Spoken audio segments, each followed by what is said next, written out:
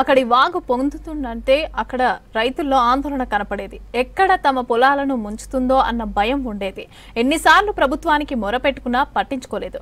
దీంతో తామే సొంతంగా డబ్బులు వేసుకుని వంతెన నిర్మాణం మొదలుపెట్టారు.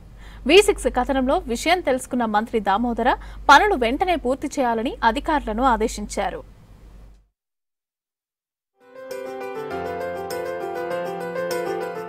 మెదక్ జిల్లా టేక్మల్ గ్రామ శివారులో గుండువాగు తరచూ పొంగుతూ చుట్టుపక్కల పొలాలను ముంచేది. ఈ వాగు సంగారెడ్డి జిల్లా వట్టిపల్లి మండలంలోని పోతులుగూడ నుండి ప్రారంభమై టేక్మాల్, పాపన్నపేట మండలాల మీదుగా నిజాం సాగర్ వెళ్తుంది. ఈ వాగుకు అటుగా ఇటుగా వందల ఎకరాల భూమి సాగు చేస్తారు రైతులు. ఈ మధ్య కాలంలో వాగు దాటలేక పొలంలోకి వెళ్లలేని పరిస్థితి. దీనిపై ఎన్నిసార్లు అధికారులకు చెప్పినా పట్టించుకోలేదు.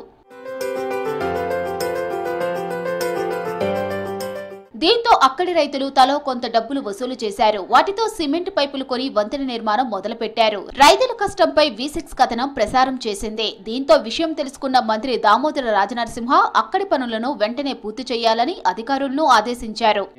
ప్రజలకు ఈ రోడ్డు సౌకర్యం గిట్ట బాగా కలుగుతుంది.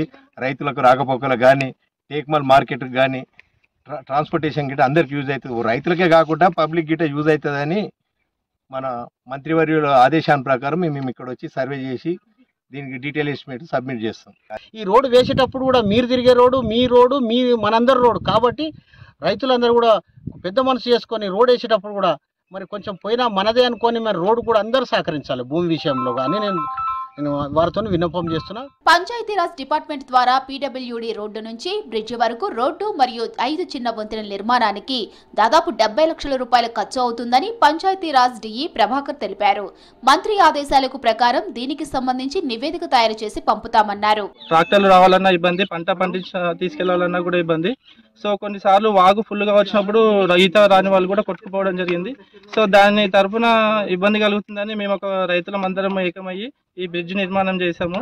సో అయినా కూడా కొంచెం పని పెండింగ్లోనే ఉంది. సో గౌరవ మంత్రివర్యులు దామోదర్ రాజనరసింహ దృష్టికి వెళ్లారు, స్పందించారు. వెంటనే దానికి ధన్యవాదములు. వంతెనతో పాటు కొత్త రోడ్డు కూడా వేయించేందుకు అధికారులు ప్రతిపాదనలు రెడీ చేస్తున్నారు. దీంతో రైతులు ఆనందం వ్యక్తం చేస్తున్నారు.